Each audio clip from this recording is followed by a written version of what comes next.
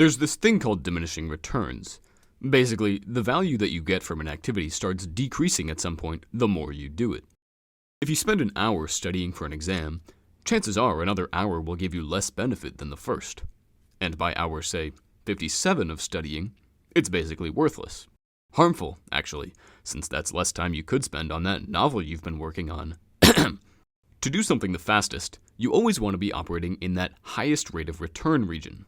When your returns start to diminish, it's time to amp up the difficulty, or it's time to refocus. Perfection and thoroughness get in the way of progress. Regardless of whether you're learning how to surf, creating a product, writing a book, or learning a song on guitar, if you're in the making progress stage of your activity, then it's important to always be optimizing, always trying to work on the highest value part of your activity you can, and refocusing when the value drops. If you're in the finishing stage, somewhere perfection truly is justified, then that's where thoroughness can come in. Recognizing when to employ these two tactics is important for doing things as fast as possible. How can you do this? Difficulty is a good predictor of value. Maximization is easier than optimization.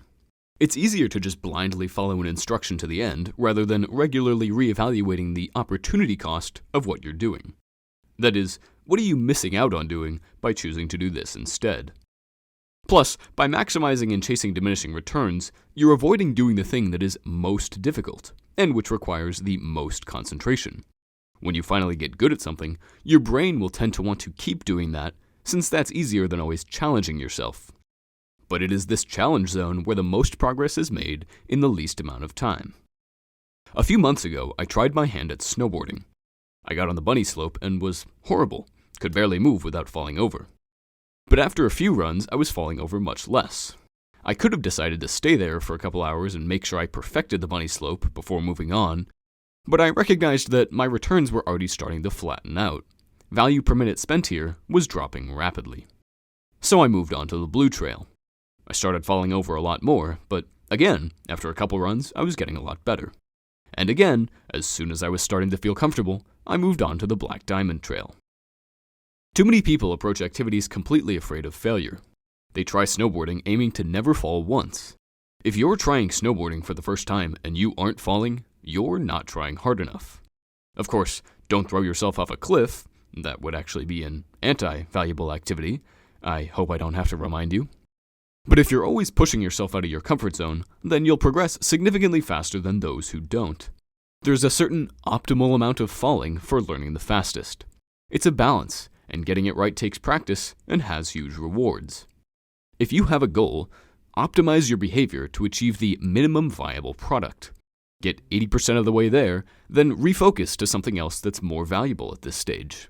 This optimization will waste as little time as possible on things which aren't that useful to you. But wait, you might say. If I just try to plow through the basics without perfecting them, won't I run the risk of developing poor technique and carrying bad habits into the future? Or what if I come up with bad designs for a project which lay a weak foundation going forward? Won't these things actually end up slowing me down in the long run? Excellent point. The answer is that if poorly developed technique right now will slow you down in the future, then developing good technique now is a valuable activity. It's part of the optimization, and you should do it. Balance your work correctly, and you won't miss this. Now, you could just say, well, that's very convenient. If only we were all so omniscient as to know what will and will not be important in the future. But this is exactly my point. Nobody is perfect in this respect. By optimizing whatever you're doing, you'll inevitably develop some bad habits, and you'll inevitably skip over some things you shouldn't have. Mistakes are a sign of progress. It's not maximize or die. There's a balance to be struck, and it is the people who push to the best balance, the people who optimize the most, they're the ones who achieve the most in the shortest time. They accept that it's not perfection because they realize it doesn't need to be. Those who simply give up and resign themselves to maximization will be stuck chasing perfection forever. It also may be easier to correct your mistakes or poor technique later on when you have more experience. This video isn't a call to slack off or perform poorly. It's a call for a recalibration of what you perceive to be valuable.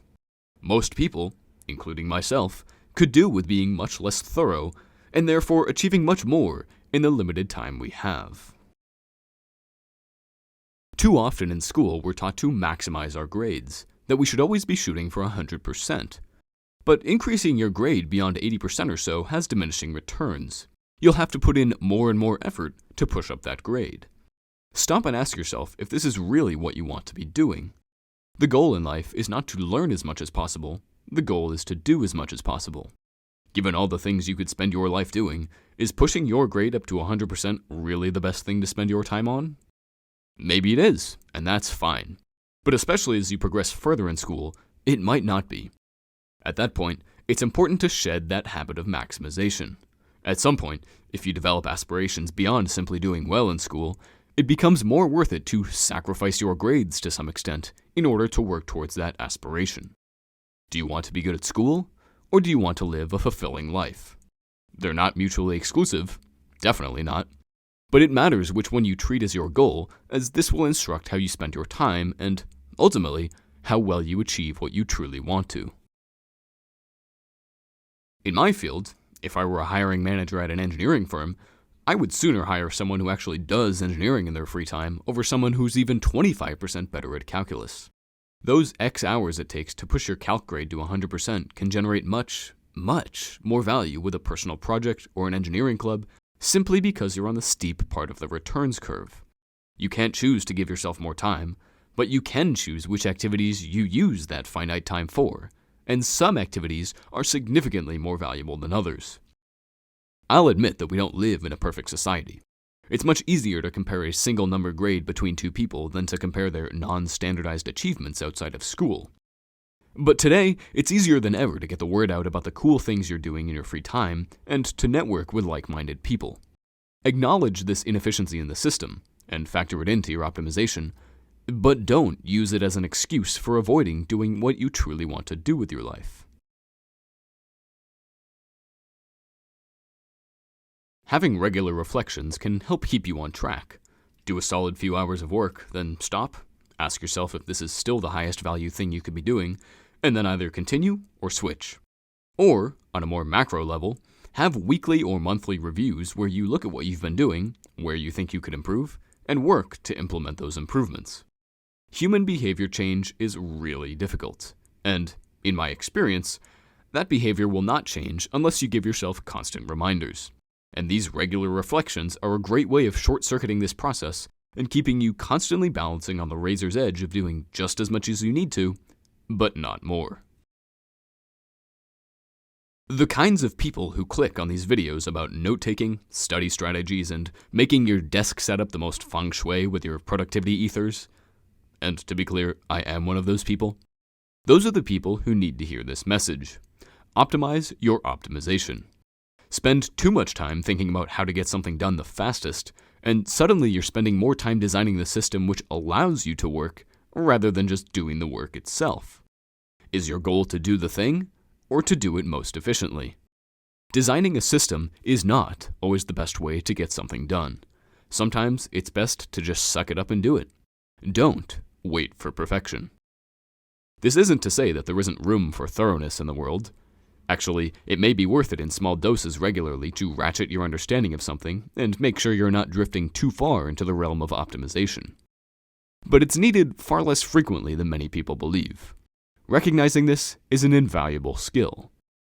This is really a video about balance, and about a miscalibration that many of us seem to have. Consider what it means to operate on the steep part of the returns curve, consider how much time you have, and consider how much more valuable some things can be than others.